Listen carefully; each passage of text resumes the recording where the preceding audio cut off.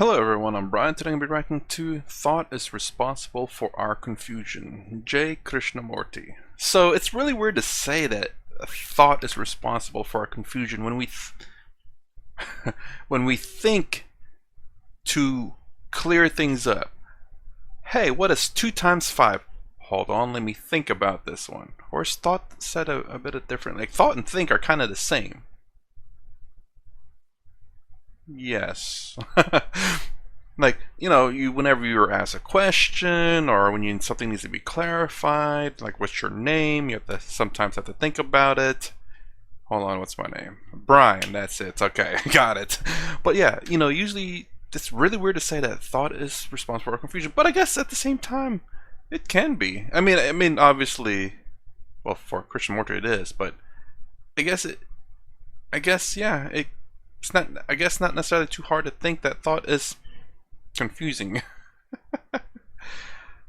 But anyways, let's go ahead and get started with this one. Oop, let me click on there.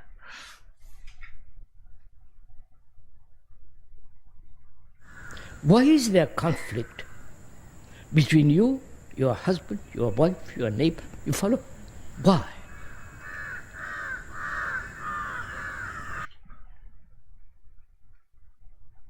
Okay, under the assumption that they are, it's the difference of ideas or identities.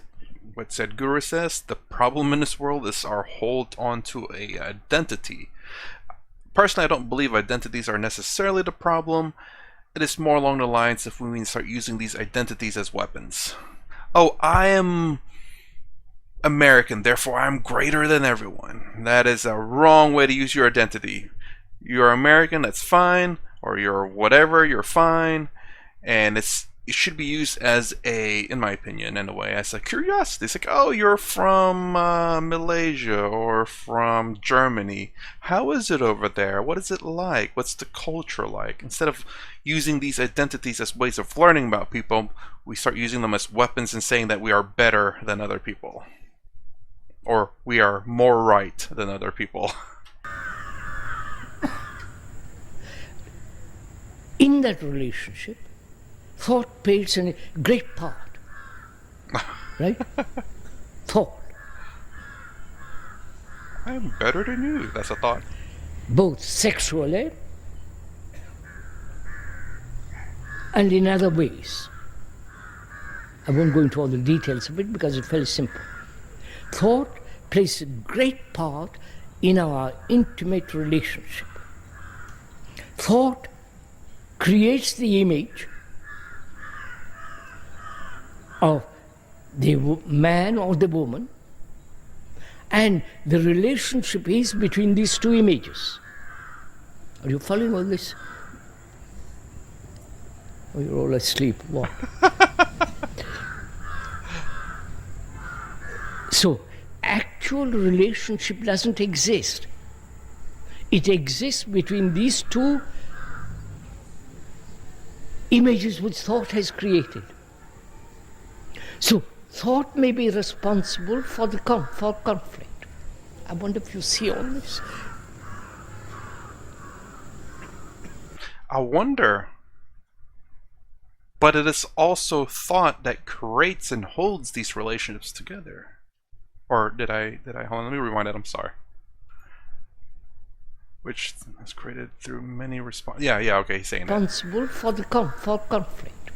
And for the holding of the relationship, I will say that too. Because without thought, there is no relationship, I don't believe. You don't think indifferently. Well, you don't think at all. It is nothing. I wonder if you see all this. So is it possible not to create the image? It is, but it will have no meaning. You follow? Right? That is seeing, contact, sensation, car, the image you have built, saying you sitting in that car, putting your hands on the steering wheel and driving off. It's the same thing as in our personal relationship, which is the image you have built about her or him. It may take 1 minute to create that image.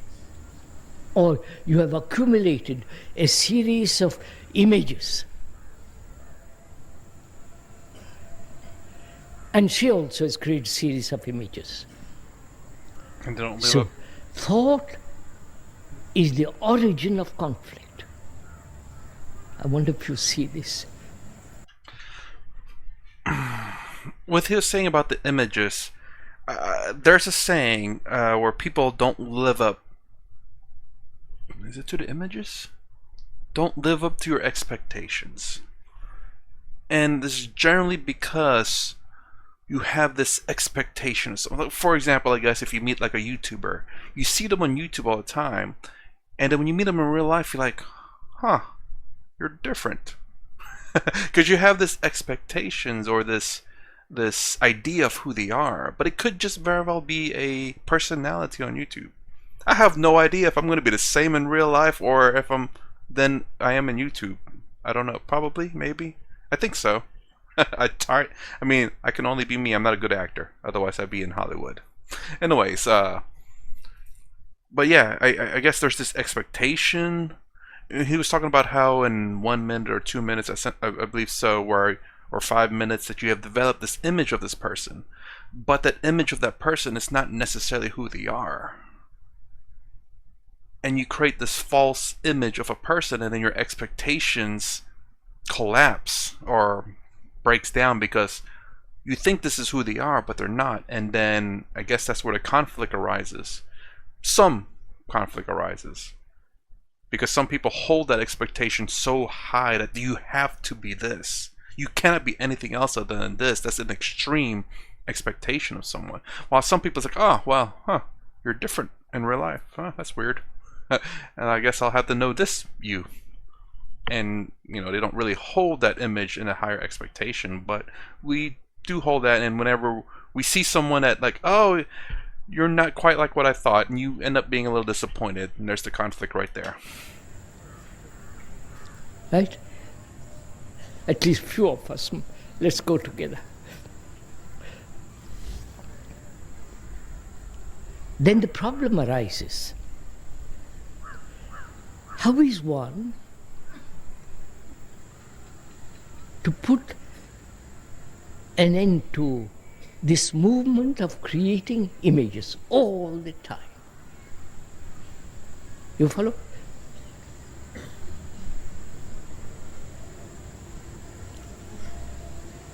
Is that at all possible?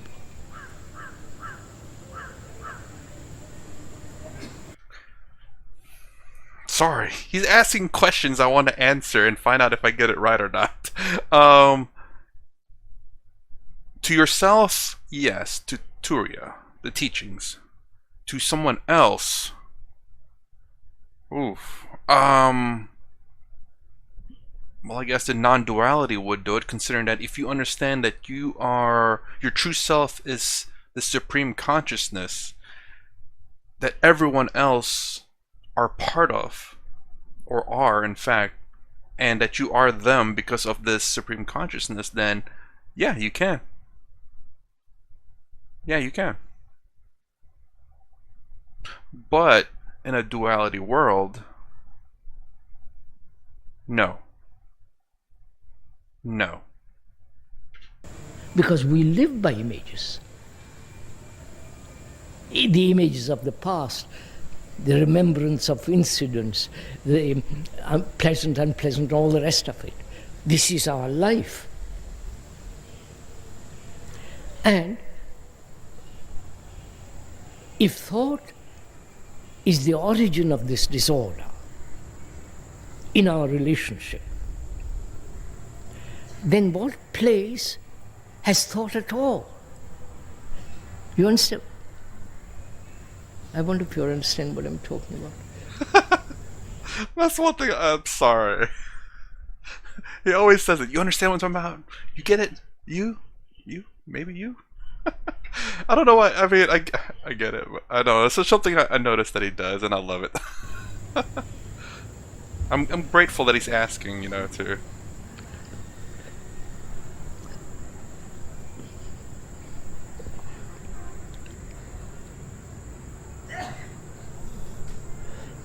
See?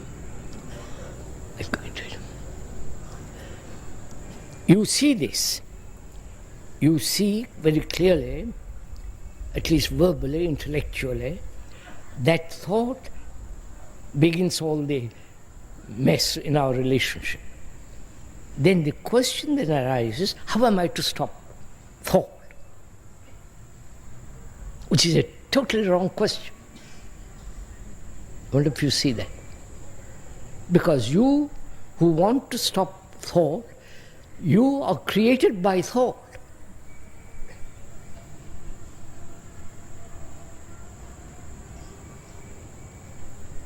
I wonder if you see, right? In a duality world, you are created by thought. Non-duality is just noise.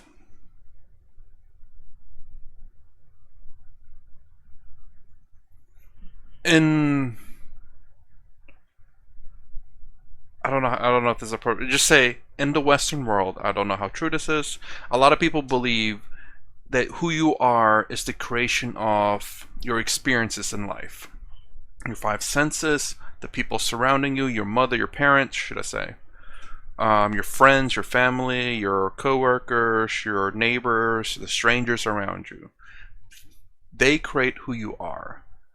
Because you observe everything, you think about things, you think about what you see and what you observe and how you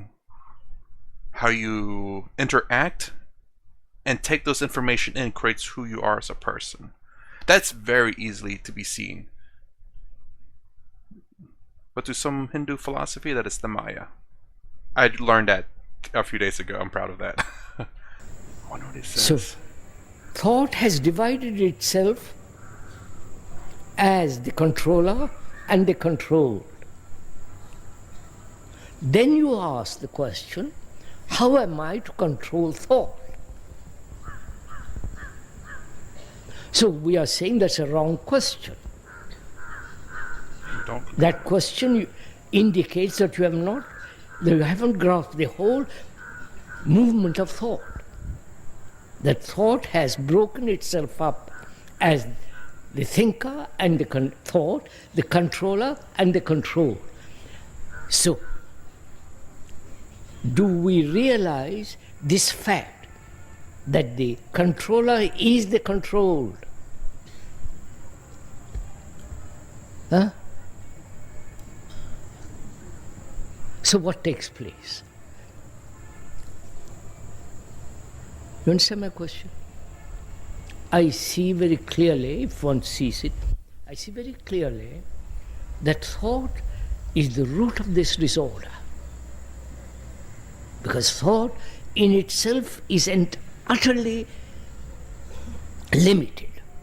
It can imagine it's limitless, but in fact it's limited. It can conceive theoretically what is time, what's beyond time, God, all that. But it has no value. What has value is our daily life. So, the question when you say, how am I to stop thought? I'm sorry, I had to pause it there. Thought has no value. Wow. I mean, I get that. You can think of all the things in the world. So, you know what? I thought about cleaning today. But I just thought about it. Yeah, you did nothing then. You could think all you want, it does not mean anything. Until you put thought to action, it means nothing. I thought about repairing my car today. I thought about... Never mind, I'm not even going to say that part. Not about the car, something else completely stupid. It's a wrong question because thought is the controller and the controlled. Right? Does one see this obvious fact? Or you make an abstraction of it as an idea and say, how am I to carry out that idea?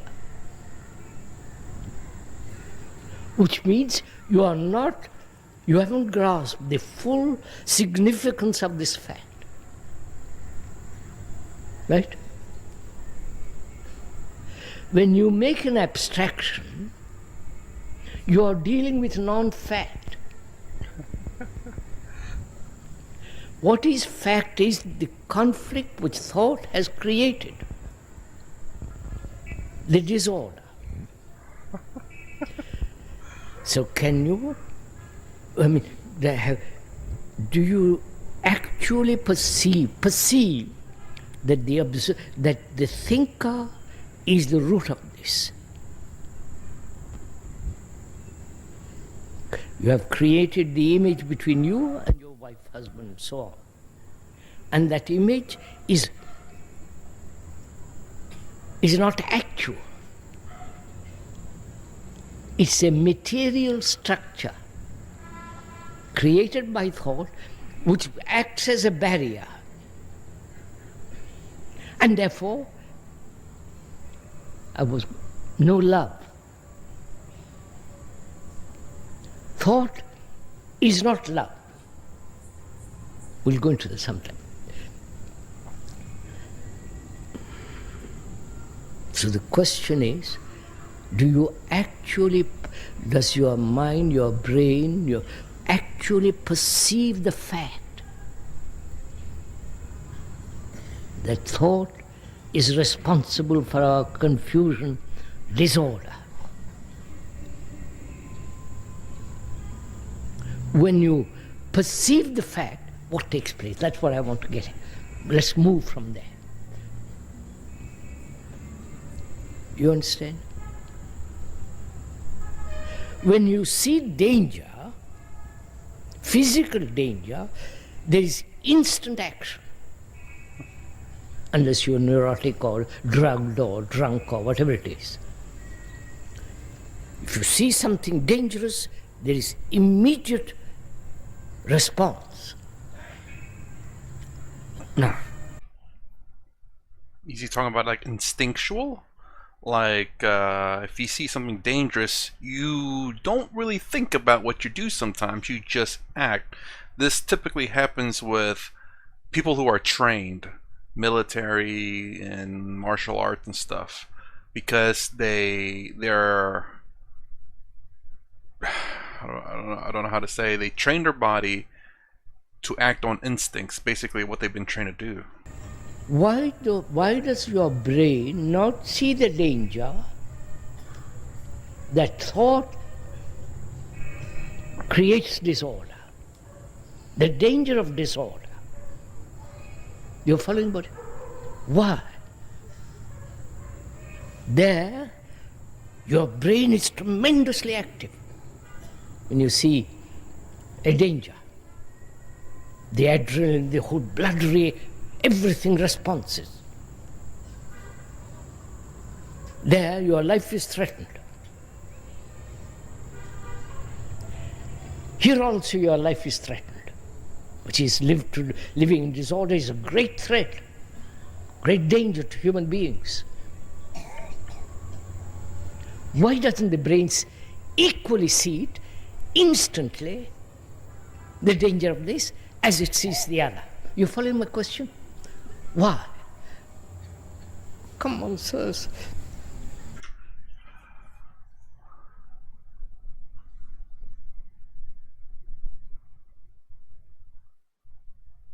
One is death.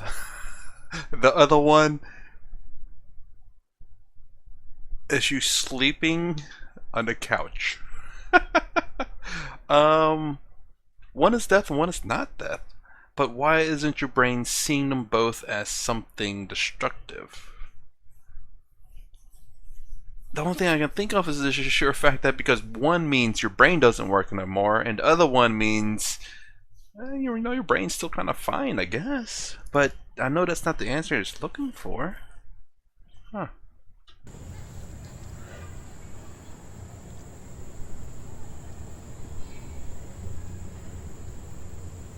Why do we not see to live in disorder is the greatest danger?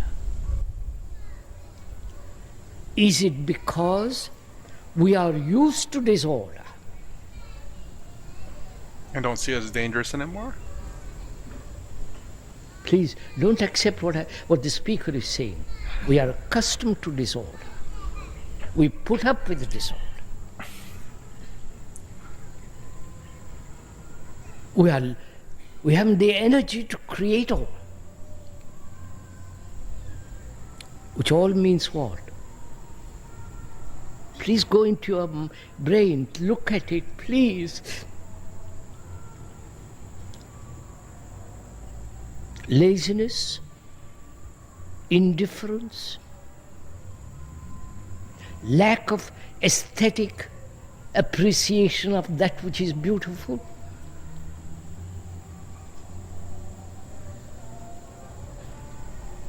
Is it the brain, having accepted disorder,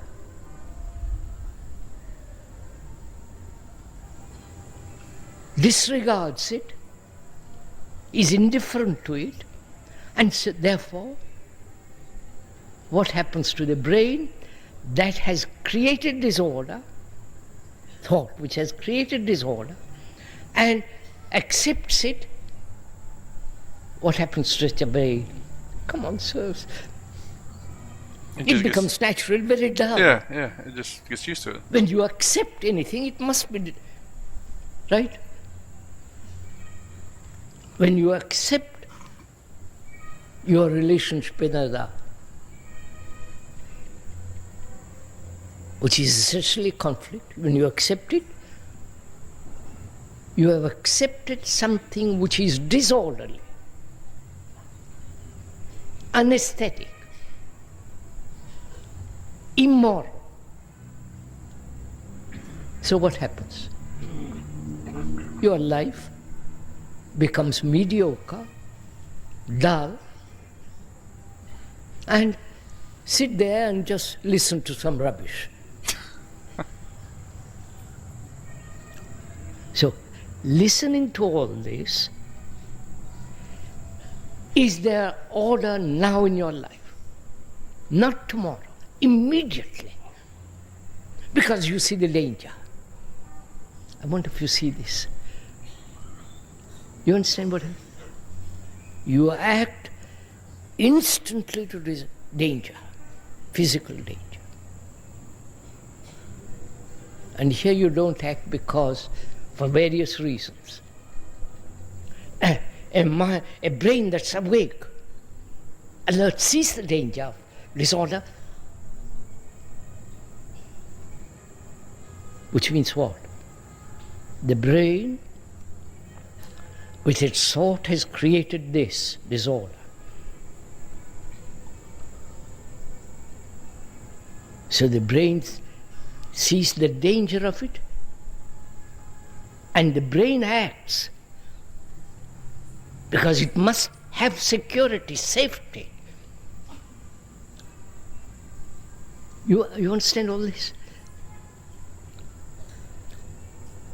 Now, is your brain active in that sense, which is never accepting anything, therefore questioning, asking, looking? Oh man, I get it, but towards the end there, I was getting a bit lost. Understand, thought is responsible for confusion, at least when he was talking about images, how we perceive people. But then when he talked about how when your life is in imminent danger, and thought being, why don't you see thought that way? That got a little confusing to me.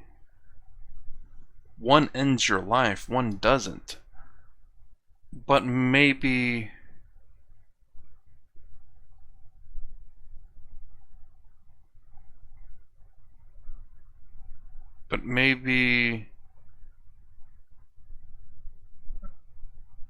while one doesn't necessarily end your life immediately, it can.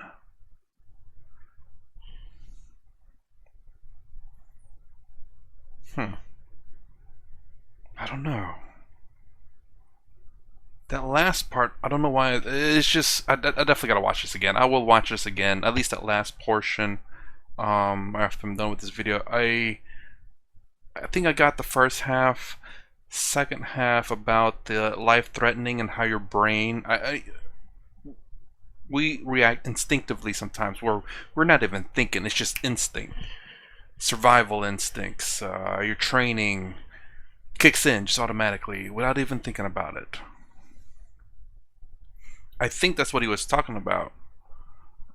Instinctual, no thought. But how? And maybe that's the reason why I'm confused, is because why aren't you always doing things instinctually? That with no thought. With no thought, there's no confusion. Always act on instincts? Is that what he's getting at? Let me know if you understood it. I definitely gotta watch that part again. Alright, I will watch this part again, so I'm gonna end it right here. Alright, that's my reaction to Thought is Responsible for Our Confusion, J. Krushnamurti. If you like my content, please consider subscribing. Thumbs up, thumbs down below. Thanks for watching. I'll see you in the next vid.